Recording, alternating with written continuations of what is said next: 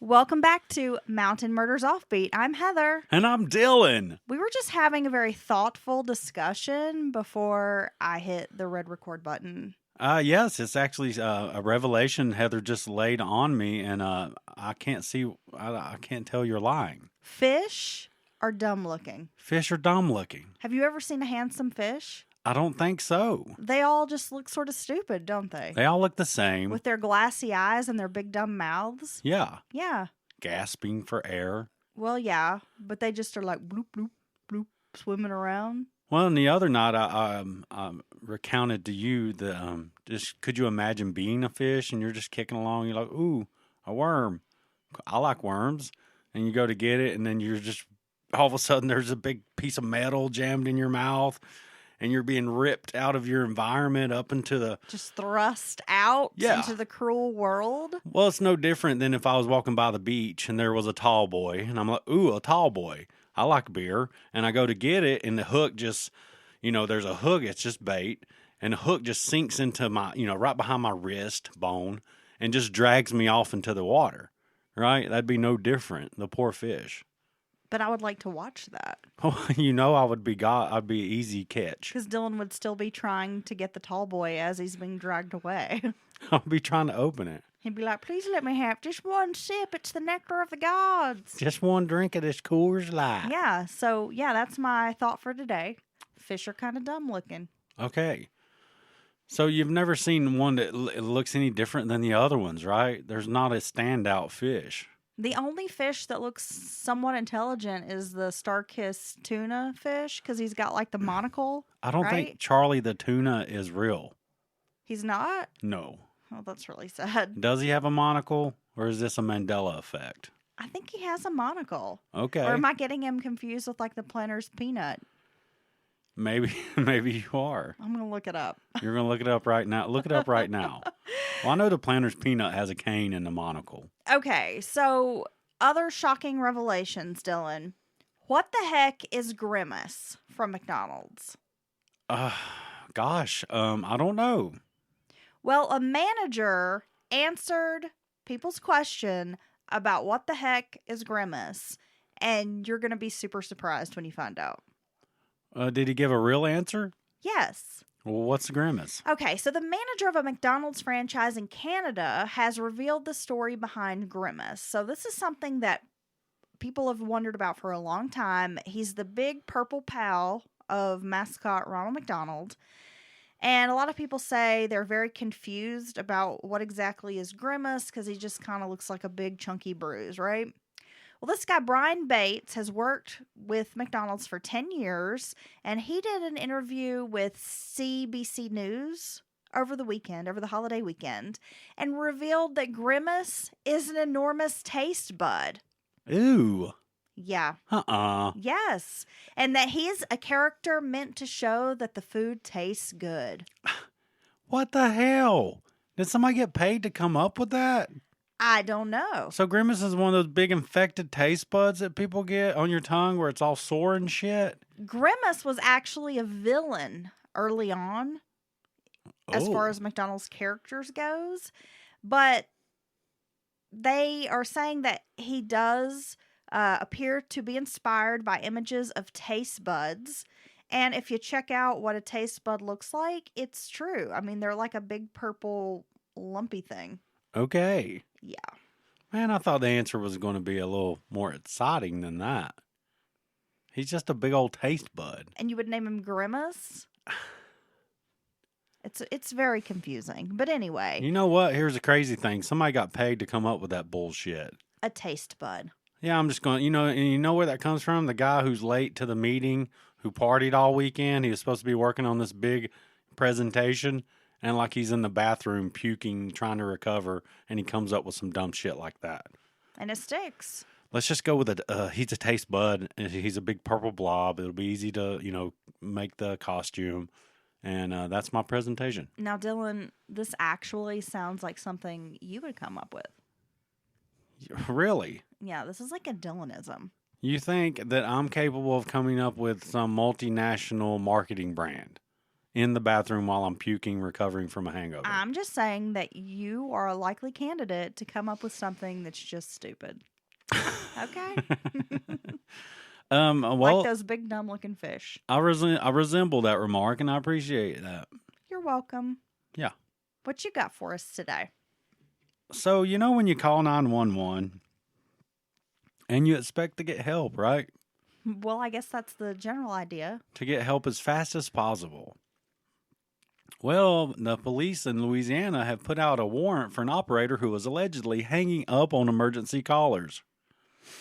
Okay. Police are seeking to arrest Precious Stevens on charges of malfeasance in office and interfering with an emergency communication. The name was Precious? Precious Okay. Stevens. Okay. Wow. Like the novel. Okay. Like the novel by Sapphire. The New Orleans Police Department is searching for a 911 operator after she allegedly deliberately hung up on callers. On Thursdays, officials announced in a statement on Facebook, I love that they have obtained an arrest warrant for Precious Stevens on charges of malfeasance in office and interfering with a emergency communication. They revealed the 911 operator was allegedly disconnecting 911 calls deliberately without obtaining necessary emergency information or relaying such emergencies to the other dispatchers for aid while working at the parish communications district.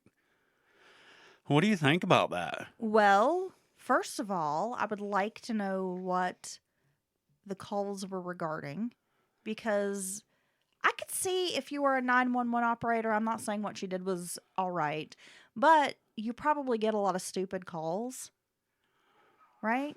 Yeah. And so if you're feeling like this person's wasting your time, and let's just say you've had back-to-back stupid calls coming in, I could see getting annoyed, like hanging up on someone. Well, I guess Possibly. This is why I don't work in customer service. Well, I guess that's a good point. If you had some dumbasses calling back maybe over and over, or, for the 10th time that week. If you recall, Dylan, we had, I believe it was an Offbeat Florida man, and a guy was calling 911 because he wanted ice cream. Yes. Right? So imagine you're just getting a series of calls like that. Well, I guess that's the golden rule, to not disconnect calls. And we're making light of it in a way, but maybe she disconnected some real emergencies. Well, she probably did. And let's just say maybe Precious was suffering some burnout. Well, because I imagine being a dispatcher is not an easy, a 911 operator / dispatcher. That type of job, it can't be easy. It's got to be stressful. No, it's I say it's rife with PTSD and burnout and all these different things that happen when you're in high stress. Kind of high stress. What else could I say about it? Just you're hearing all the worst of society. Well, let's think about and consider the 911 calls that we've heard, for example, on true crime podcasts, right? Some of those calls are very disturbing. And I can't imagine working that job for 10, 15, 20 years and having multiple calls come in where each call is like someone frantic, with a problem, a loved one's dying, someone's been murdered. I mean, just think of those types of calls, and I'm like, man, that's got to be really tough. Yeah, honestly, I had to get away from podcasts that use real 911 calls because some of them's just ripped my heart out. Especially the calls with children. Yeah, where I hear like little kids on the phone crying, upset, like. I don't know. It's a lot to deal with. So my hat's off to anyone who does that job. I think that you're an amazing person. I just don't think I can handle that. I don't know. Maybe Precious got some problems. Maybe her life fucked up right now or something. Well, and maybe it's just job. Maybe having a bad day. Maybe her issues are job related. Perhaps that she's having, and maybe we wish the best to Precious, but she's on the run, bruh. Wow. The police are seeking information about her whereabouts. Not good. It is not good. And it's going to be hard to hide out with a name like Precious. It's a unique name. It is. It's as I would say, a unique name. I have an interest. You don't think anybody says that? I don't think anybody says that. Well, unique name? A unique. Just move on. Unique. You've never been up in the holler, Dylan. Unique. You've never been deep in the holler where somebody says, one of them unique names instead of unique. You've totally missed the point. Okay. Oh, I made that connection. Okay, you can retract your previous shade. You know what? I have something to say to you. Fuck you. Wow, okay? Fuck me? Fuck you. Oh, fuck me. Fuck you. Don't you like when people just keep asking it back in like a question? Oh, fuck me? Yeah, fuck you. Fuck me. Yeah, fuck you. All right, well, you know what? Fuck you. Oh, yeah? Well, go for it. It's been a while. Okay. So there is a Maine musician that has pled guilty to quadruple murder after his family is slain with a baseball bat in Massachusetts. Jesus. So this is a crime that happened back in 2017, but the young man involved is just now being sentenced. Orion, I'm going to go with Orion. Kraus is 26 years old, and he received a life sentence with the possibility for parole after beating his mother, grandparents, and their caretaker to death. My God. So he's being sentenced 4 years after this quadruple homicide in Groton, Massachusetts. He is a recent college graduate of Oberlin's Conservatory of Music, which is a very prestigious school. He beat his mother, grandparents, and their caretaker to death. He is a jazz drummer originally from Rockport, Maine, and he pleaded guilty to the killings last week, and that earned him a life sentence in prison with the possibility of parole after 25 years. On September 8th of 2017, while Kraus was visiting family in Massachusetts, he picked up a baseball bat, murdered his 60-year-old mother Elizabeth, his 89-year-old grandfather Frank Lackey, and his 85-year-old grandmother Elizabeth Lackey. And his grandparents had a caretaker, 68-year-old Bertha May Parker. So after he murdered his family and this caretaker, he walks naked, covered in mud, to a neighbor's house saying, help me, please, I murdered 4 people. Whoa. I'd be like, no, dude, you're going to wait on the porch. Now, according to court documents, this neighbor grabbed a patio chair, told the boy to sit down. And I say boy, this young man, to me he's a boy because he's young. Told him to sit down, and the boy started singing, I freed them. Oh, my God. Yeah. You think he had some kind of mental break? Possibly. So authorities that were responding to this crime scene found the mother and grandparents seated in the kitchen, and the television was on. And they had, of course, severe trauma to their heads. Well, it makes you wonder but they all sounded like they were older and elderly. So, it makes you wonder how he could get 4 victims. Because that's not a quick and quiet crime, right? Attacking someone with a baseball bat. Well, early on, he pleaded not guilty due to insanity to the 4 first-degree murder counts. But then later, I guess, came back and agreed to a plea deal with the prosecution. And they allowed him to plead to guilty to a lesser charge of second-degree murder, which gives him that possibility for parole after serving 25 years. And the prosecutor cited his age, his mental health condition at the time of the killings, and his lack of a criminal record as reasons why they went ahead and made this deal with the guy. Well, damn, there's a lot going on there. But it does seem to me like there had to be some kind of mental break or something. I know we often attribute people's bad behaviors in some of these crimes to they must have had a mental break. I'm not excusing what he did, but that just doesn't seem like in character for this young man. No, it certainly seems that violent and brutal. Something that he has not had any signs of this at all. His entire life, and then to just snap like that and kill everyone in the house, basically, it just doesn't make sense. And that certainly doesn't excuse his actions. That just means this is what happened, and there needs to be treatment on top of incarceration, right? He's not going to, It's not, if it truly is a mental issue, just locking him away in a regular prison is not the right thing to do for him or the other inmates, right? Because he could attack them. You got to worry about inmate safety to a degree as well. Yeah, that's something I feel like our government doesn't take into consideration. Inmate safety. No, well, I tell you, I've seen American Me. I know how it works. That's right. That's right. It's a good way to piss off the Mexican mafia. Okay, fat puppet.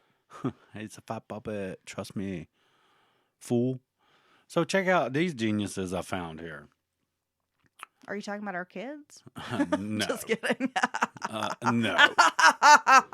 Okay. Two teenage brothers from Somerset, New Jersey are charged with criminal homicide after cops stumbled on them trying to dump a dead body in the woods in Pennsylvania because they left their hazard lights on. What?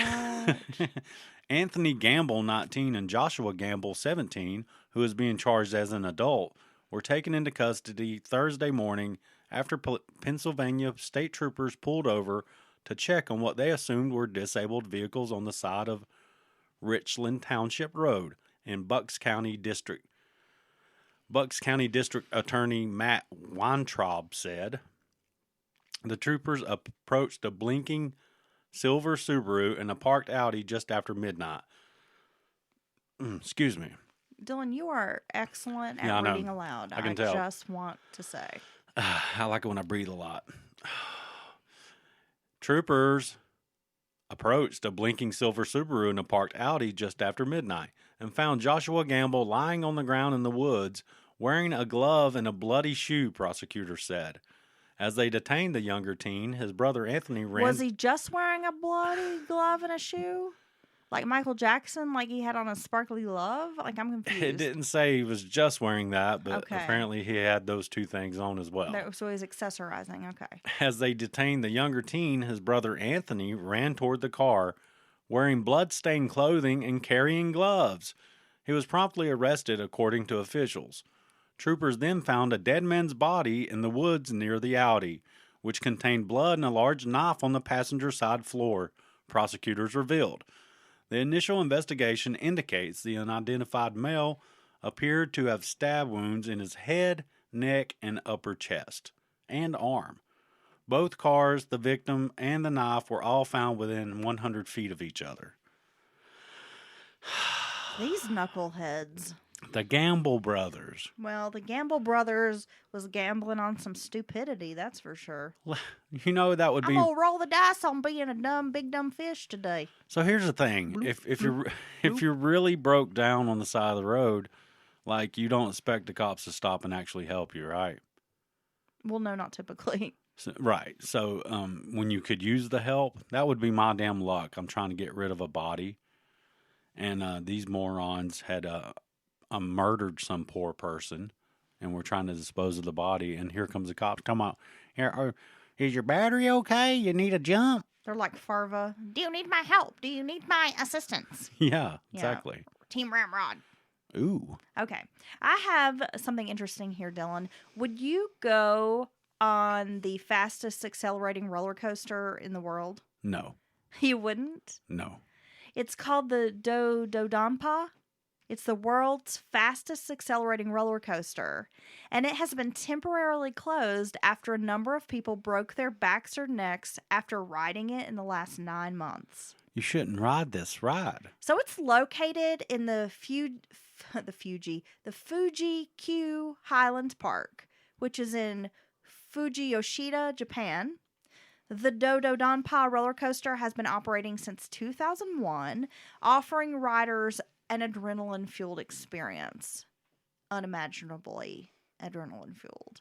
Well, I'm going to imagine the G's they're pushing on that ride are really pushing what a human can handle, especially without training. It is famous, Dylan, for being able to accelerate from 0 to 112 miles per hour in just 1.56 seconds. No. Yeah. Would you get on this damn death trap? Fuck no. Man, I figured out last time my oldest daughter, got me on a ride at the fair, which was some years ago, that I was basically done with rides. Look, you and I, when we first were married, went to Dollywood. So that's been, what, 3 years ago. For the, what's it called? The Luminites. It's like a Halloween luminary event. They have like thousands of jack-o'-lanterns. I mean, that's really cool, right? It was cool.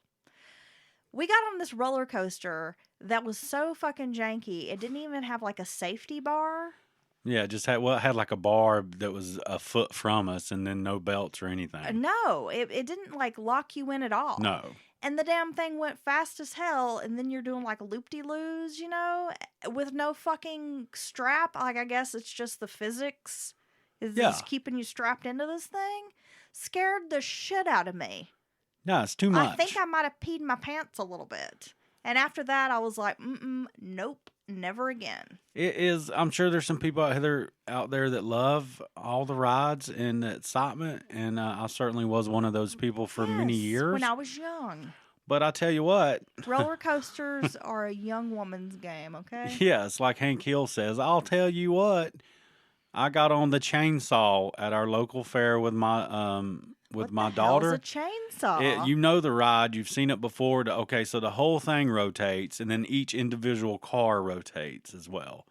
And it gets to going and it's slinging. Yeah. And they also roll up and down it around it. I think I went on something like that, and it was called the Silver Bullet. Yes. In the day. I mean, they have all kinds of names for it. And so when they let people off, they have to stop the cars as they're getting people out of these janky-ass, scary death trap cars. Okay. We were stuck on top, like almost upside down for like, I don't know, 10 minutes. It seemed like an hour. And because there was another little girl riding with us. She didn't have anybody ride with her. And we was like, oh, yeah, you can go with us. I started out comforting her. Oh, it's going to be okay, honey. Well, in the end, she's comforting me. Tell me, are you going to be okay, sir?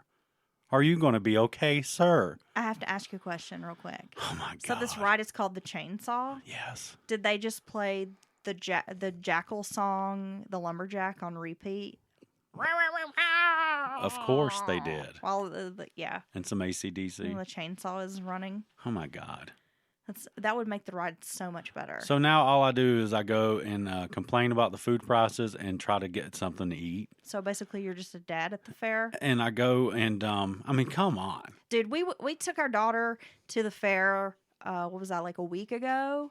And that is all we did was walking around complaining at the food prices. They had a lobster roll out of a food truck, and they were charging $25 for this thing. And we're like, it's a fucking county fair. Like, whatever happened to, like, a $3 box of popcorn? Well, look, I know it's the fair, and I know prices are a bit high, but $25 for a sandwich guy? I was like, no. In Haywood County? Is that got a full-on lobster tail in it? Dude, we can go to a fancy French restaurant nearby and get a gourmet meal for $25. We're not going to go there and get you a lobster roll. Crazy as hell. I like to go see the animals, too. Excuse me, I would like some food poisoning in a roll for $25. Thank you. From now on, when I go see the fair animals, I'll be trying to guess which ones might or might not have been violated the night before by a burglar. Ooh. Remember that story? I remember. Yeah. Remember? Well, I'm not going to ride anything at a fair because that just seems janky as hell. And no offense to you carnies out there, but I don't trust you. I don't trust you either. You're not making enough money to put together and assemble this ride for like a 4-day event. I still feel that the carnival is like that, and fair, the traveling carnival and fairs is like that living legend of a story where people kind of join up with them to like get away from something. Because they just got out of prison? Yeah. Or they're like running from something? No, and they may be some great people. But you're always leading with like the creepiest fucking people or like out front. I don't see all the good people behind the scenes. Because, like, the weirdest fuckers are running the games and stuff. It's always, like, a dude wearing, like, a Party City wig with, like, a cigarette dangling out of his lip who's like, you got to be as tall, ride this ride. That's right. Yeah. Well, I'm just not big on rides anymore. And like I said, when I was younger, I loved it. Was an adrenaline junkie. Would go on the same roller coaster, like, 30 times. Like, the scarier, the better. But now, not so much. And there's no fucking way I'm going to go on a coaster that goes up to 112 miles per hour. Well, you're getting into G-forces and stuff that it's just not the average person shouldn't be experiencing these things. Well, despite its super death speed, the dodo Donpa had never been associated with rider injuries until December of last year, when people started suffering bone injuries after going on the roller coaster. So far, 6 cases have been reported since, 4 of which involved broken backs and broken necks. Well, it sounds like something on the ride has changed, right? I mean, they've been operating for years without these issues, right? Maybe we're all just a bunch of weak ass people now. Ugh. We all got like brittle bones. Ooh. Yeah. Maybe it's the radiation off of the coast of Japan making people brittly boned. Maybe it's the chemtrails. Could be the chemtrails. Not only is it turning the frogs gay, but it is making our bones brittle. It's a damn COVID vaccine, dude. You won't be able to ride a roller coaster when you get it. Oh, is that what we're going to start now? That's what I'm gonna start that on Facebook when I get off here. Okay. Tell me, I just want to ride the roller coaster, Daddy. I don't want this jab. Don't jab me. My little boy called it the roly poster when he was little. Oh, He did not like the roly poster. nice. I still get tickled when I think about the roly poster. Yeah, Do I have a cat climbing in my head? yeah. He's behind the netting. Oh my God. I'm being attacked by a fucking cat. Oh my God! I wish everybody could see this. That was pretty funny. Oh my gosh. So we have these kittens, and if you listen to our most recent Mountain Murders on Janice Buttram, you probably heard our killer kittens attacking.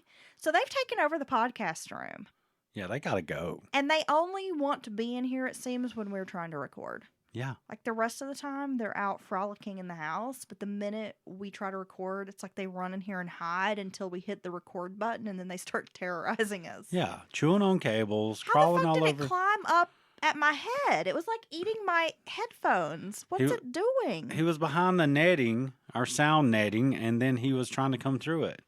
Okay, enough about the kitten. Damn that kitten. It's a little shit. All right, do you have anything else there? These little kittens are going to go to Ravonda soon. Ravonda, Friday can't come soon enough, girlfriend.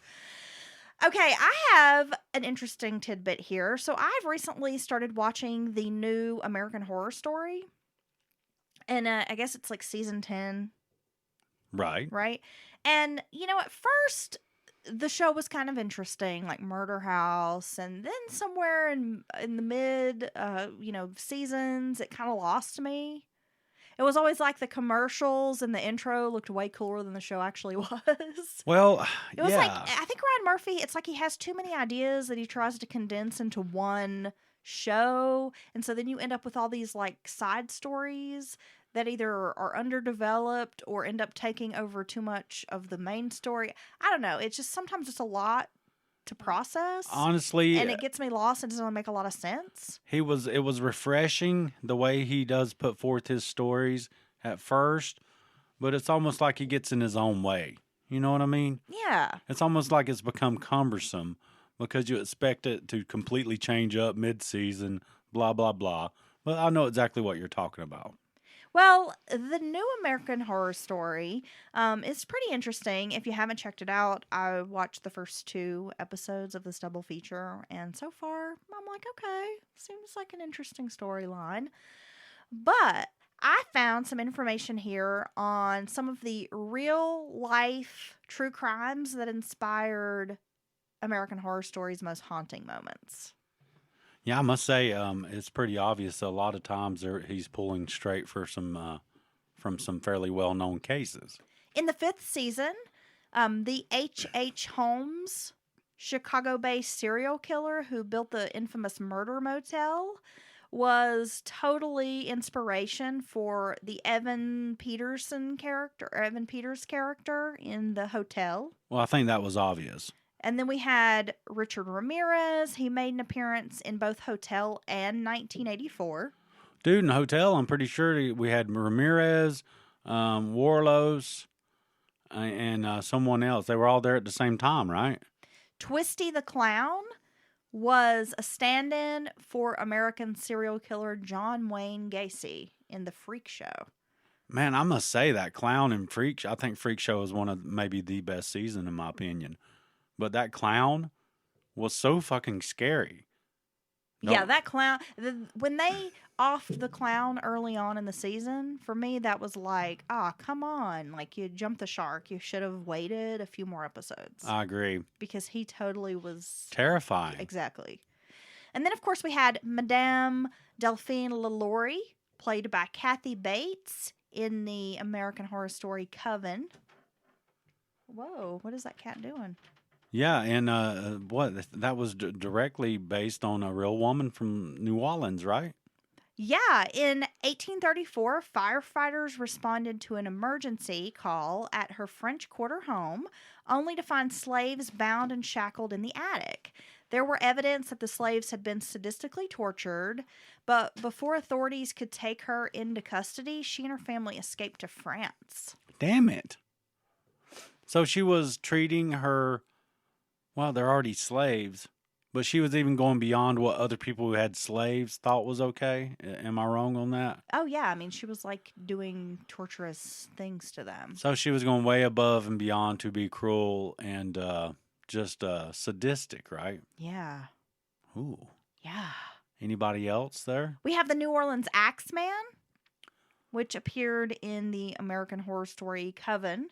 So for more than a year, and this is such an interesting story, Dylan, one that maybe we could cover on an offbeat sometime. Beginning in 1918, there was a serial killer who broke into the homes of New Orleans residents. He would use an axe or a razor blade to murder the inhabitants. Police were never able to catch this murderer, and the killing suddenly stopped. Now, what was really interesting is that this famous murderer had written a letter to the police that he would spare the lives of anyone who played jazz music on the night of March 19th, 1919. As such, the night was filled with music and jazz music and dancing. Ooh, I wonder if they celebrate that to this day. The Axeman? No, that night, the jazz night, in remembrance of not getting axe murdered. The night of the Axeman? Yes. Yeah. So it's a pretty interesting story, and like I said, maybe one day we can cover that on an offbeat episode. Yeah, I would like to dig into that. I've never heard of the New Orleans axe. Was it New Orleans Axeman?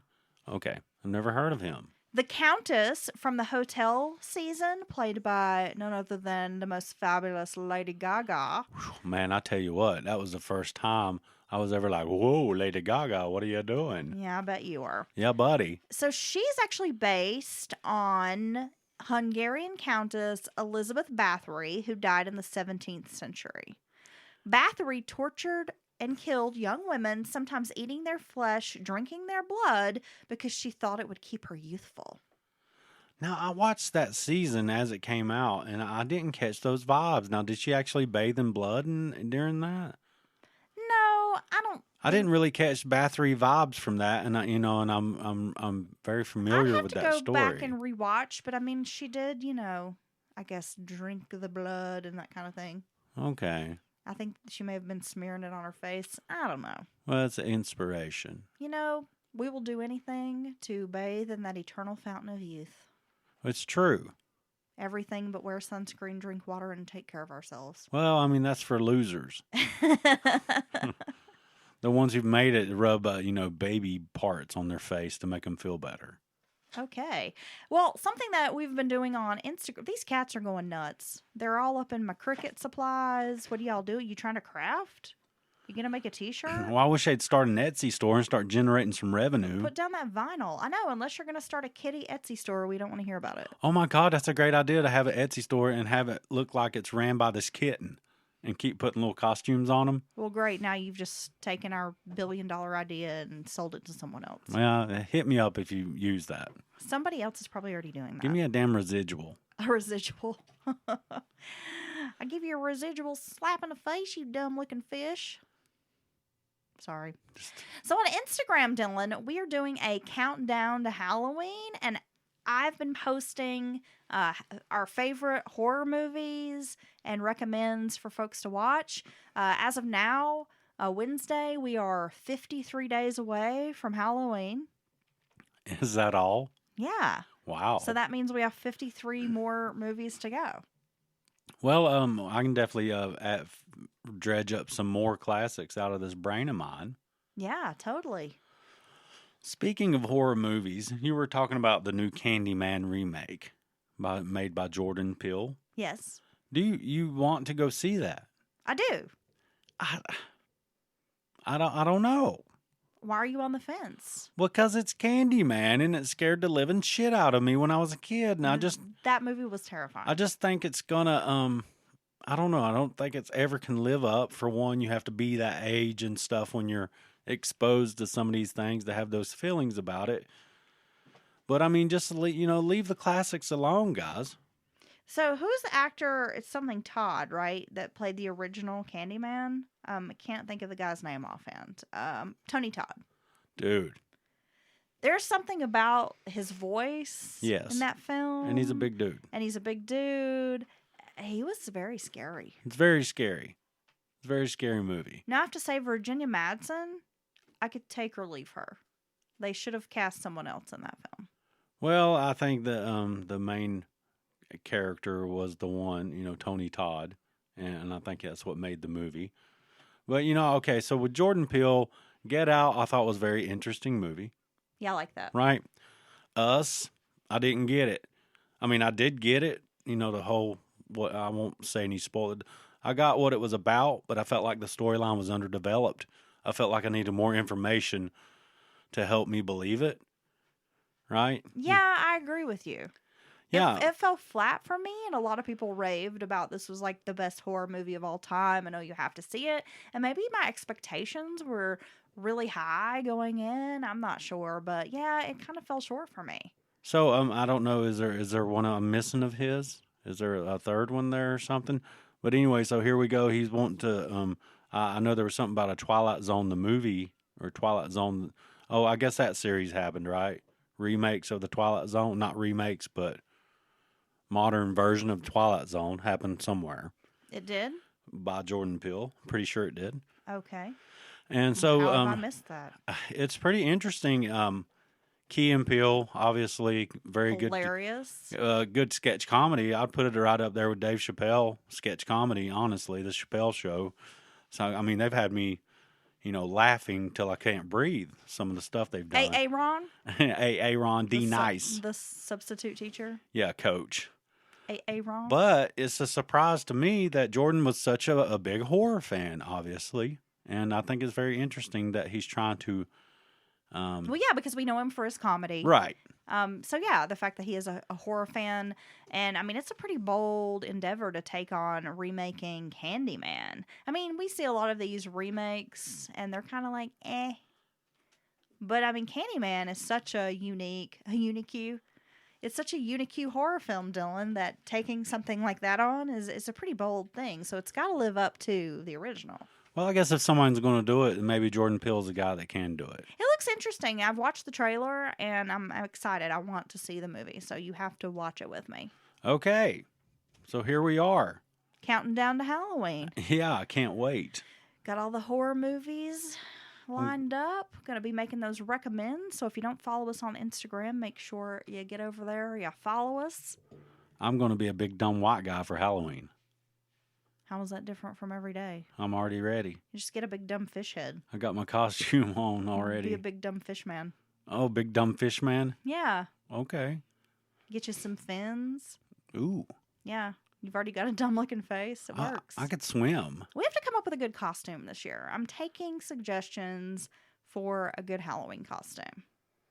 We could be Flora and Fauna twins from the Addams Family. We could. Yeah.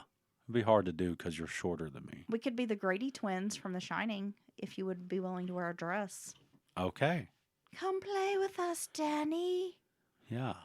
I can never get you in a dress.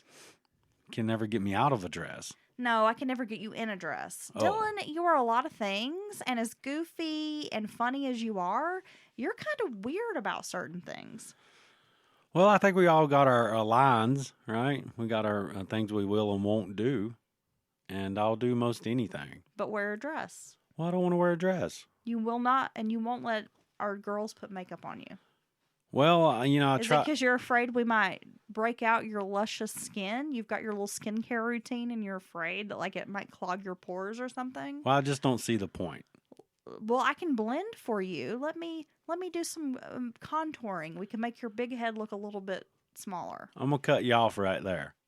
You are? Yup. You're going to cut me off? No more coffee for me? That's right. Wrap this thing up, B. Okay. Well, Dylan wants to wrap it up, so we're going to go take his big fish head in here and contour it.